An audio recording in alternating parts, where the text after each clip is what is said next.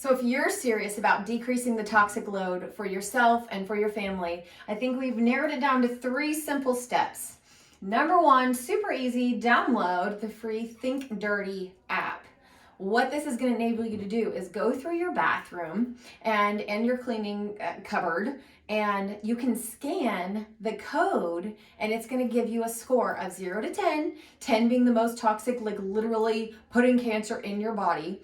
And you definitely don't want to put anything on your body that is over a 4. And by rule of thumb, you can also think, like, remember, your skin absorbs everything. Not just some things, everything. So technically you should not put anything on your skin that you would not eat, okay? So we're starting to see a lot more natural products that are really exciting, adding coconut oil and shea butter, like good things. So just really attacking your bathroom, because those things you're putting on every single day are increasing your toxic load. It's filling up your toxic bucket, like we talked about.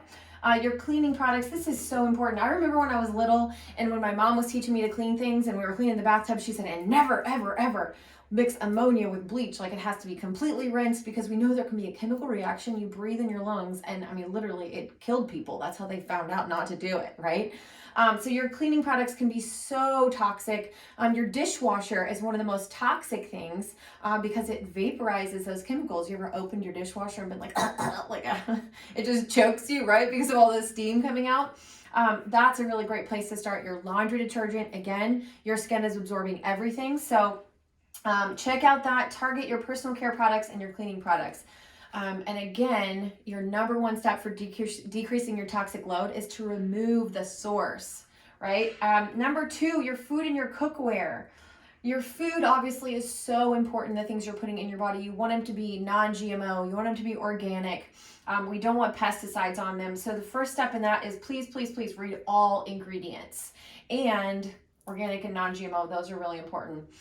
Your cookware, that is really an important thing. Like, even if you put good food in toxic cookware, like anything that has a non-stick coating, those things can be very, very toxic and even causing cancer. So the best thing that you want to do is get some stainless steel cookware and or cast iron. I personally have my great grandmother's cast iron skillet, and it's amazing. It really is. So that's important. And then number 3, have your water tested. We know that 70% of our bodies are water. What we put in every day is so important. And if we're putting toxins in, that's going to be defeating a lot of your purposes. So have your water tested, and then really investigate on getting it filtered properly. We do know that bottled water just across the board is what we call dead water. And we know that the plastics that it's sitting in, maybe they're on a truck and they're traveling and getting distributed to different areas and stores. That water is just sitting there. So these 3 things will really get you on the right track to decreasing the toxins in your house and your home for you and your family to be 100% healthy. We'll see you soon.